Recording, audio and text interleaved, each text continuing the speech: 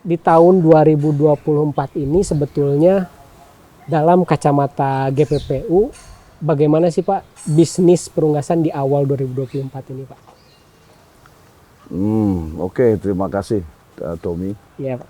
Ya, jadi kalau saya melihat bahwa kejadian tahun ini itu pasti ada rentetannya dengan kejadian tahun kemarin. Betul. Atau mungkin bahkan lebih serius pada 2 tahun yang lalu. Ya. Karena Grand Parent Stock itu kan diimpor tahun 2022. Betul. Seharusnya efek dari produksi final stocknya di tahun ini.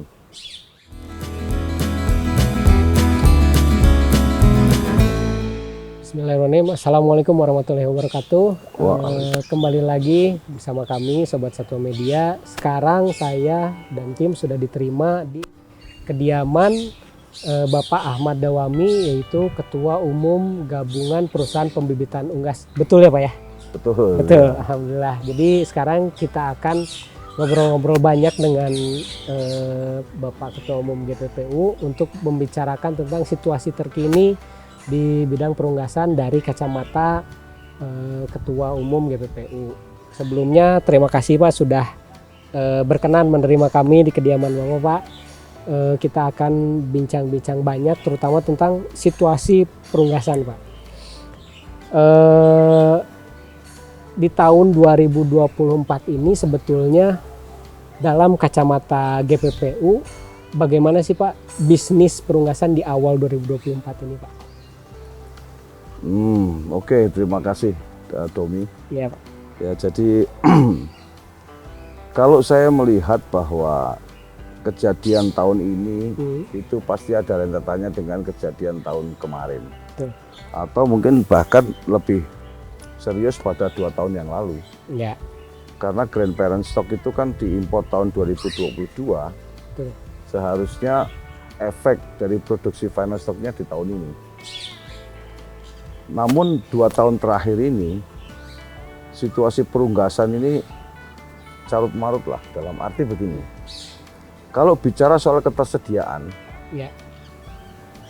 kalau bisa berani katakan berlebih, ya berlebih. Oke. Berlebih ini positif untuk masyarakat Indonesia, Betul. tapi belum tentu positif untuk pembisnis itu sendiri, ya kan? Sehingga kalau namanya berlebih, pasti yang jadi korban adalah harga. Nah, disinilah maka terjadi perubahan harga yang drastis. Pemerintah pada saat itu telah mencoba untuk menyeimbangkan antara supply dan demand. Tapi kita tidak mengira bahwa yang mana yang keseimbangan yang dilakukan oleh pemerintah itu sebenarnya ada efeknya.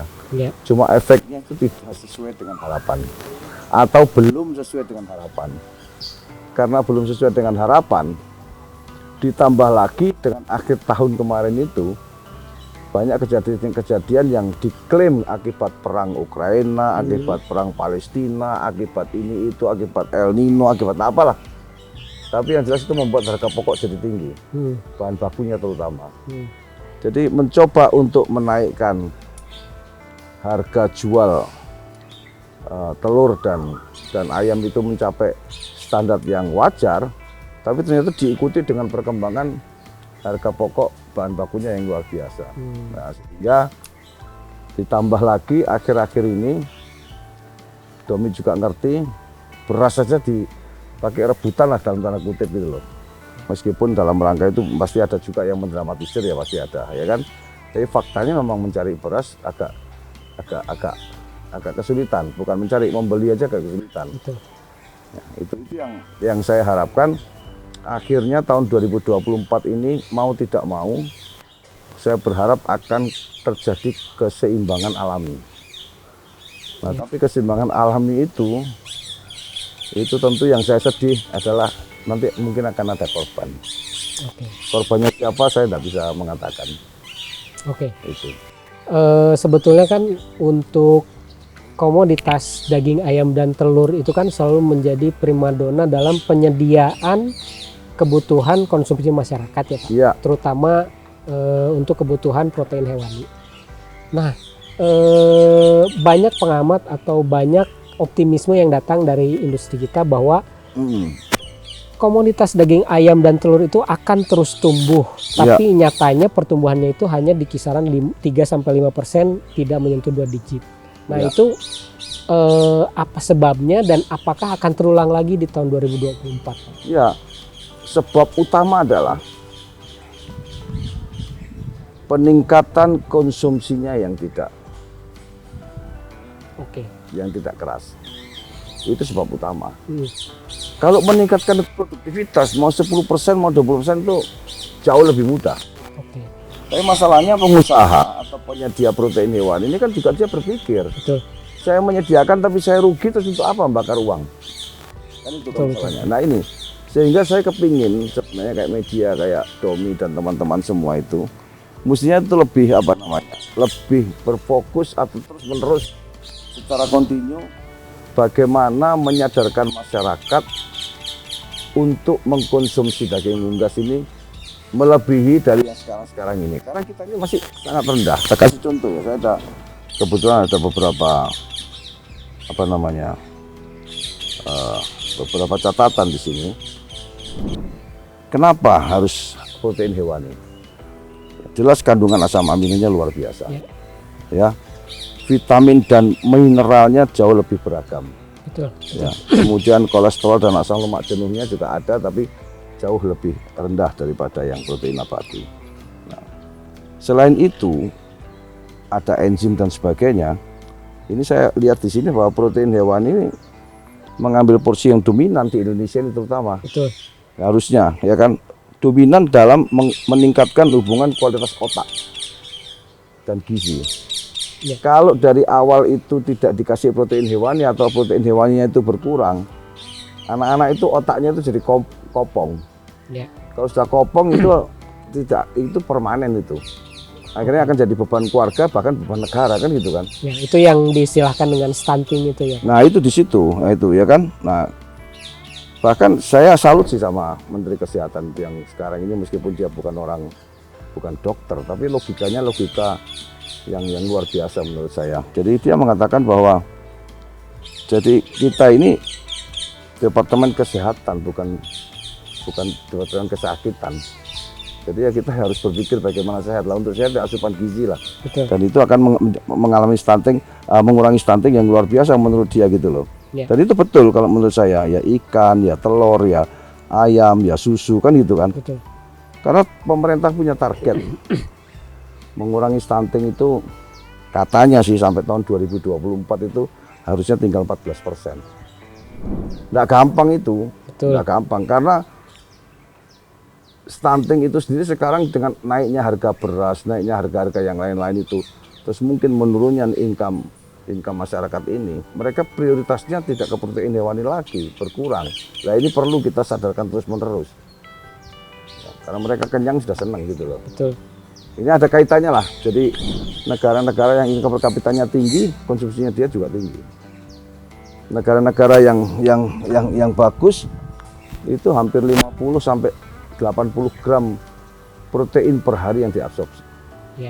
Sedangkan Indonesia itu masih rendah, masih sekitar 20-an, mungkin di bawah 20 kali. 20-an lah gram per hari gitu loh. Kalau di kawasan ASEAN saja Indonesia itu masih di kisaran 12 kilo untuk konsumsi daging unggas dan sekitar 20 kilo untuk telur ya. Ya itu karkas itu pun karkas. Itu pun karkas. Iya. Bahkan padahal sebenarnya kalau dari segi harga gini loh ya. Kita ini makan protein, makan ayam, makan daging itu tujuannya kan untuk protein. Kalau dihitung-hitung protein yang termurah itu ya ayam sudah. Habis itu telur. Protein ya, karena ya saya di sini tuh ayam itu proteinnya itu 18,2 gram. 12,2%. Ya 12 gram per 100 gramnya kan itu kan. Nah, tak anggap saja harga ayam itu 50.000 dah. Kan mahal itu 50 daging tapi ya. Ya, itu cuma Rp275 per gramnya. Kalau telur ayam itu kan 12,4% proteinnya. Itu 281 mirip-mirip. Nah, tapi kalau Anda bandingkan dengan daging kambing, daging sapi, sudah per gram proteinnya juga ada, semua ada di sini rumusan ini gitu loh. Nah, ini ada yang menarik di tahun 2024 kali ini. Sebetulnya kan kemarin dengan di akhir tahun dengan adanya pesta demokrasi itu diharapkan adanya peningkatan juga untuk konsumsi daging ayam dan telur. Nah, apakah setelah mulai berjalan dan kita juga kemarin sudah melakukan pencoblosan untuk Pilpres dan Pileg, apakah sudah mulai terasa efeknya Pak untuk sekarang? Begini ya, itu bersama-sama sebenarnya. Kalau kita melihat detail operasional ya, di satu sisi ada kampanye.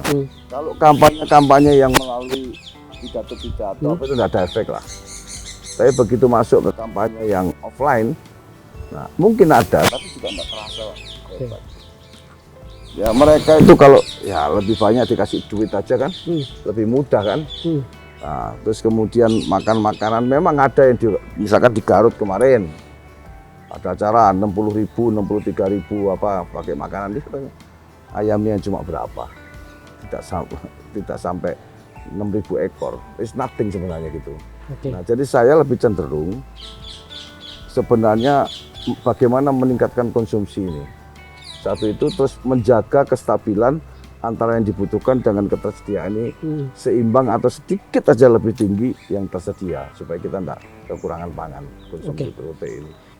Nah untuk selanjutnya kita beralih sedikit ke sisi hulunya sendiri Pak. Kalau di tahun ini sebetulnya untuk rekomendasi impor GPS untuk 2 tahun ke depan itu apakah sudah disetujui Pak? Ya, jadi tahun ini ada pengurangan jumlah rekomendasi impor ya, jumlah kuota yang disediakan oleh pemerintah secara signifikan. Ya, untuk GPS ya Pak ya? Untuk GPS, dan saya berharap itu akan punya efek di tahun 2026 dengan baik, yaitu keseimbangannya.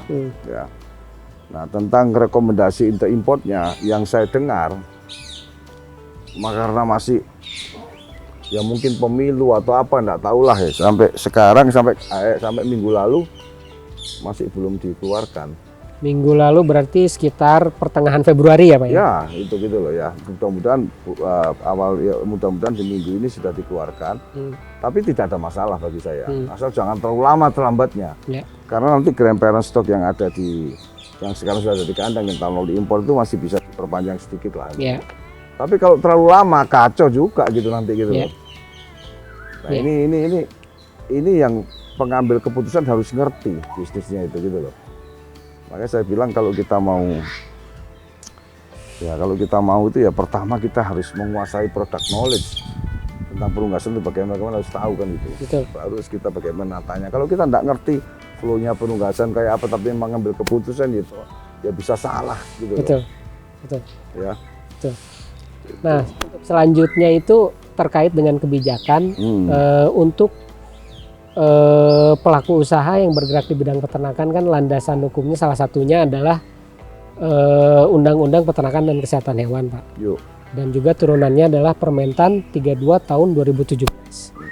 Nah itu kan dari atasnya Undang-Undang Peternakan dan Kesehatan Hewan itu sedang disondingkan untuk mengalami perubahan dan juga turunannya. Nah sepanjang ini karena sudah berjalan 3 bulan berselang, nah dinamikanya itu seperti apa sih? Undang-undang ya. Jadi kemarin tuh baru aja kemarin didiskusikan di Hotel Aston itu. Jadi untuk perubahan terutama Permentan 32-nya itu lebih mengarah kepada teknis sebenarnya, kepada teknis.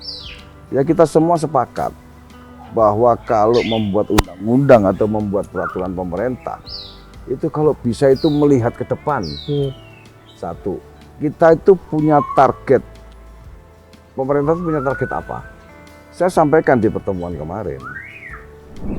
Sesuai dengan Undang-Undang 18 tahun 2000 tentang pangan, ya kan? pemerintah itu punya target pemenuhan wajib menyediakan pangan yang bergizi bagi masyarakat Betul, Indonesia. betul. Ya kan? Yang kedua juga terjangkau. Itu jelas. Nah, Betul. ini artinya apa? Semua stakeholder harus berkonsentrasi bersama-sama. Satu, terjangkau itu artinya penyebaran. Itu juga perlu. Ya. Harga ke konsumen itu juga perlu, ya kan? Nah, semuanya harus terjangkau dengan baik. Terus lah harga ini bisa disebabkan karena apa? Bisa macam-macam. Harga bahan baku, kayak kemarin tuh jagung sampai mencapai katanya informasi sampai hampir 10.000 atau berapa. Betul, sudah Pak. Katanya sudah ya, Iya. kan saya nggak ngerti itu ada, ya kan? Itu kok bisa seperti itu apa? Itu kan sebenarnya kan jangan ego terhadap saya tidak mau impor. Kalau impor itu karena wah itu tidak baik, tidak. Kita melihat kenyataan saja. Ya, karena kita tatanan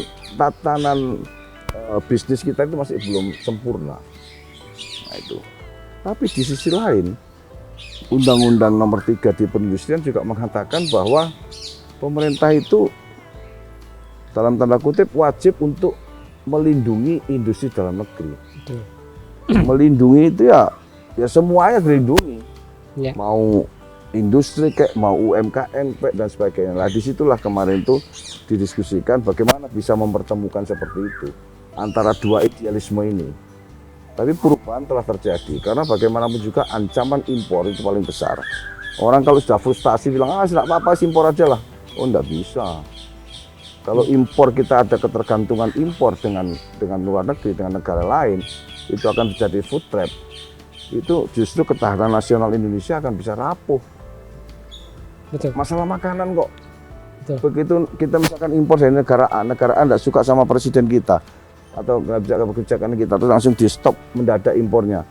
Kelabaan, contoh aja Malaysia kemarin. Mana? Singapura, betul. Singapura begitu di stop dek sama Malaysia, di mana dia tergantung di situ. Kan kelabaan dari kemana-mana. Ada sih sebenarnya keuntungan bagi Indonesia. Akhirnya Indonesia sekarang menjadi eksportir Singapura. Iya. Tapi saya yakin tidak akan mungkin Singapura mengekspor juga tergantung dari Indonesia. Dia sudah sadar seperti itu, dia tidak mau taruh telur dalam satu keranjang dong. Betul. Begitu tiba keranjangnya bubar, pecah semua kan itu kan ya. Iya. Nah itu antara lain. Oke. Nah dari tadi Permentan 32 tahun 2017 yang akan direvisi kan aturannya itu lebih teknis.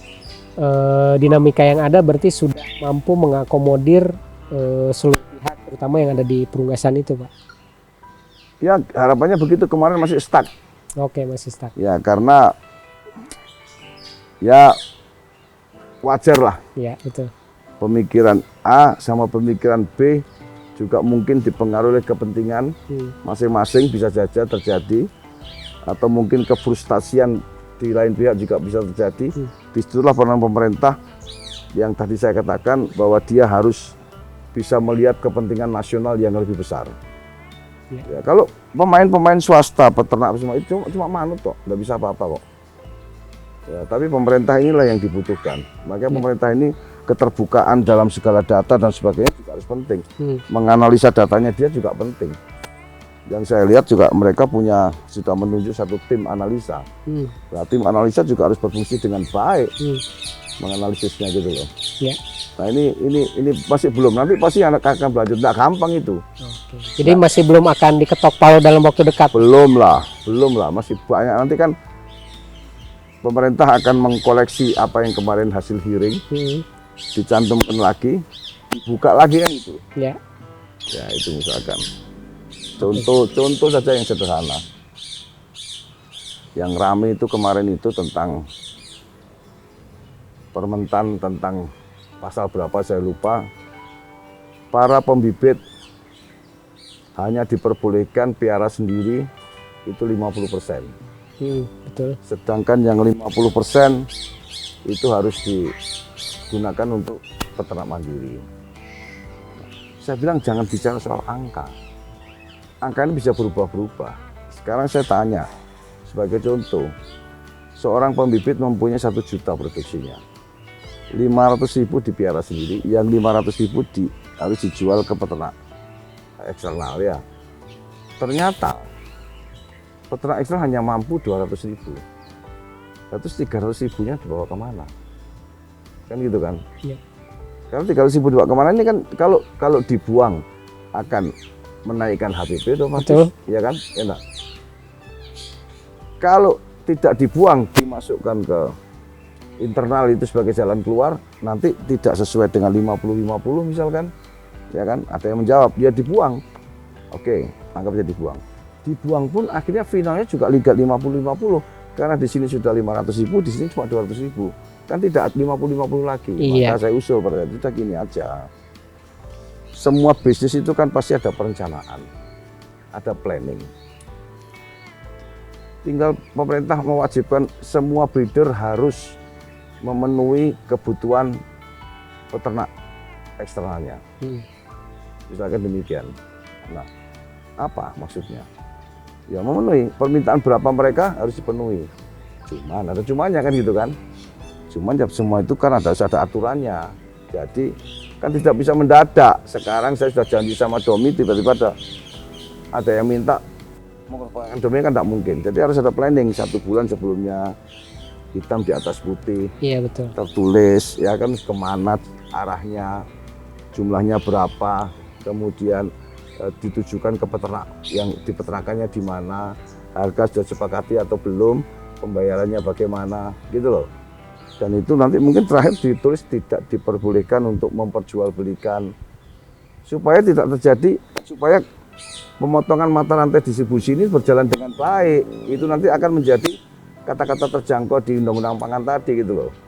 Ya. Kalau setiap ini distribusi mata rantainya panjang, setiap mata rantai itu ada keuntungan-keuntungan kan sampai di finalnya kan jadi terlalu tinggi nanti. Betul, setuju. Nah gitu kan. Ya. Nah itu sebenarnya. Tapi ya nggak tahu lah, nanti saya serahkan, pemerintah punya tugas itu. Oke, menarik sekali. Iya. Dan juga selanjutnya sebetulnya Pak, kalau dari pandangan GPPU Bapak sebagai ketua dan dari anggota-anggota itu, sebetulnya di tahun 2024 ini langkah strategis apa sih Pak yang mau diambil? Saya menyampaikan kepada rekan-rekan anggota semua, ya sudahlah, ini sekarang pemerintah sudah tidak bisa menyediakan data dengan baik, sudah tidak bisa menyediakan pengawasan dengan ketat dan sebagainya, ya kan? Ya sudah, mari kita mengukur diri kita sendiri. Kita saling introspeksi, kemudian kita nanti bagaimana bekerja sama dengan baik supaya tidak saling membunuh kan gitu kan. Ya. Yang merasa punya kelebihan yang membantu yang kecil, yang kekurangan kan gitu. Itu strategi ini. Nah, sekarang terjadi memang sih banyak yang saya tadi katakan, banyak korban. Beberapa breeding yang saya dapat info sudah mulai mengurangi karyawan. Betul Pak. Ya kan, itu nanti akan menyebabkan juga daya beli akan melemah lagi gitu loh. Nah, jadi kalau memang yang paling ideal itu ada pertemuan antara supply dan demand, seimbang. Masalahnya sekarang ini siapa yang mengatur? Pemerintah ikut mengatur atau dibiarkan saja? Ada 2 alternatif. Ya. Sekarang ini pemerintah cenderung membiarkan saja. Ya, oke. Saya juga mengatakan dia tidak apa-apa, tapi sadar ya, nanti akan terjadi pertempuran antar perusahaan, gitu loh. Ya. Sadar ya, nanti yang kuat dan yang lincah, kuat dan atau lincah itu yang akan bisa bertahan, kan itu kan. Nah, itu setelah bertahan, nanti ternyata ada booming peningkatan, sadar ya bahwa tidak secepat itu menyediakan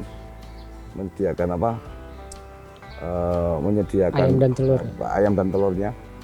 Nah, makanya di peraturan kemarin ada kata-kata kalau seandainya kekurangan karena force majeure, ya force majeure-nya itu dalam hal kesehatan ayam, misalkan ada penyakit yang gede apa dan sebagainya, maka pemerintah boleh merekomendasikan untuk import parent stock. Tadinya dan final stock, final stocknya banyak yang itu parent stock saja. Nah, parent stock pun diimpor itu butuh waktu.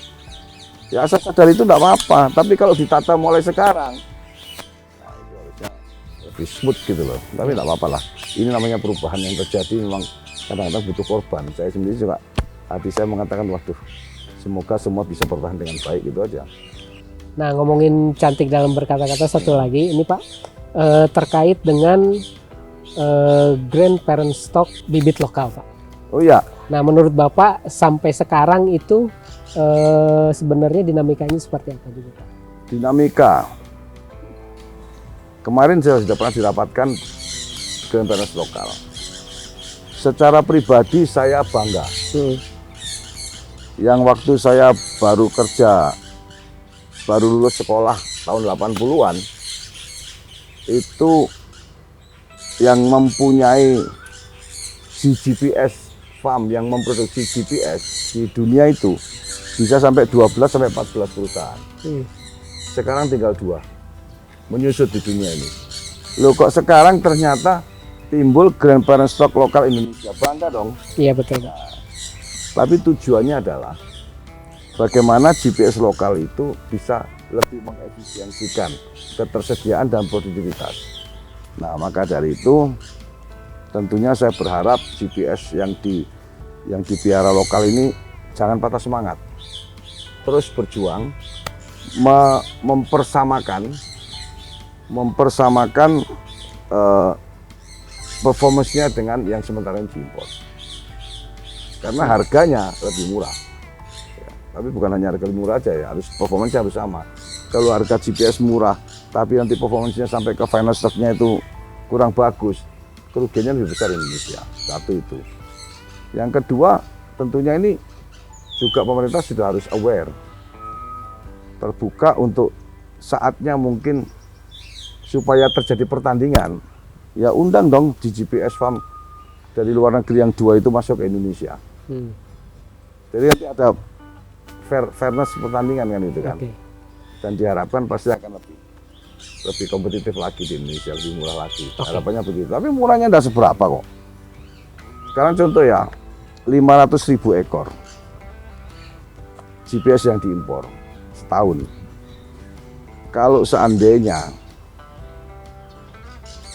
lokal itu harganya misalkan beda 300.000 aja lebih murah atau 400.000 lebih murah, ya itu cuma 200 miliar dalam 1 tahun efisiensinya, ya kan? 200 miliar is nothing, lawan sekian ratus triliun dari turnovernya peternakan itu, ya enggak. Cuman kalau seandainya di GPS farm yang dari luar negeri juga ikut masuk ke sini, multiplier efeknya itu besar. Jadi makanan ternak juga ngambil di sini, tenaga kerja ngambil di sini kan gitu kan. Betul. Dan siapa tahu nanti kita bisa ekspor Grand Penas Stock ke luar negeri juga, ke tempat lain di daerah Asia ini. Siapa tahu, belum tentu kan gitu kan. Kalau bisa kualitasnya bagus, karena Indonesia ini sebenarnya terkenal performance-nya bagus. Betul, setuju. Ya, gitulah ya. Ya berarti secara kemampuan sebetulnya Indonesia sudah mampu untuk mendirikan sebuah fasilitas di GPS di sini. Oh iya, mampu Mas Domi, mampu. Indonesia ini mampu, cuma ya bagi pemilik kan ya saya nggak ngerti itu kan harusnya ya sudahlah, mereka makin mengembangkan kemana-mana, toh nanti kalau berada di sini kan dia ekspor kemana-mana juga hasilnya untuk mereka juga gitu. Betul. Negara ini langitnya sama kok, nyambung, tidak ada yang bisa kok. Iya betul. Ya, sama aja sebenarnya, ya kan? Ya, dan secara SDM pun kita bersaing ya Pak. Oh iya, kita tuh pinter-pinter. Ya, artinya yang pinter yang ya banyak sekali, kurang makan ayam. Makanya mesti makan ayam ya, supaya merata gitu kepinterannya gitu loh. Siap. Nah mungkin untuk pertanyaan terakhir Pak Daomi, sebetulnya di tahun 2024 ini harapan dari GPPU untuk dunia perunggasan itu seperti apa Pak? Yang pertama khususnya untuk anggota GPPU, tidak perlu patah semangat kita ini, kita harus terus berjuang dengan kita mengembalikan kontrol kepada internal kita. Bagaimana kita membuat efisiensi seoptimal mungkin, terus kita meng-cutting distribusi channel penjualan kita sebanyak mungkin untuk mendapatkan benefit yang lebih. Yang kedua tentu juga tidak boleh patah semangat untuk terus-menerus mempromosikan bagaimana peningkatan konsumsi protein hewani ini, ya, terutama yang dari perunggasan. Dan ini harus didukung oleh para media-media, apalagi media-media yang peternakan seperti ini. Kita juga lagi mau berkoordinasi dengan asosiasi-asosiasi lain yang akan berkoordinasi dengan media-media nasional, Betul. bukan hanya peternakan, Ya. untuk membuat satu berita tentang unggas ini, supaya unggas ini betul-betul bisa diketahui pentingnya seperti apa, gitu loh. Ya. Itu sementara itu dulu yang harapan kami, mudah-mudahan di tahun 2024 sampai dan seterusnya makin jaya lah. Siap. Yakinlah bahwa belum tergantikan, karena ada di Al-Quran. Aku ciptakan binatang ternak, selain untuk kamu kerjakan juga untuk kamu, untuk konsumsimu, untuk makanan gitu loh. Itu Al-Quran loh, dan itu tidak akan berubah sampai kapan-kapan. Kenapa bisa tercipta ya? Karena memang sudah dinaskan, memang binatang ternak itu oke gitu loh. Ya. Ya, Siap. Dom. Siap. Oke, Pak Daumi, terima kasih atas waktunya sudah menerima kami di sini. Juga banyak sekali ilmu yang sudah diberikan kepada kami dan juga Sobat Satwa Media di rumah. Untuk Sobat Satwa Media semua, terima kasih sudah menyaksikan tayangan episode kali ini. Silahkan komentar di bawah juga untuk siapa lagi tokoh ataupun sosok di dunia peternakan yang mungkin Sobat Satwa Media semua penasaran untuk bisa kami datangi.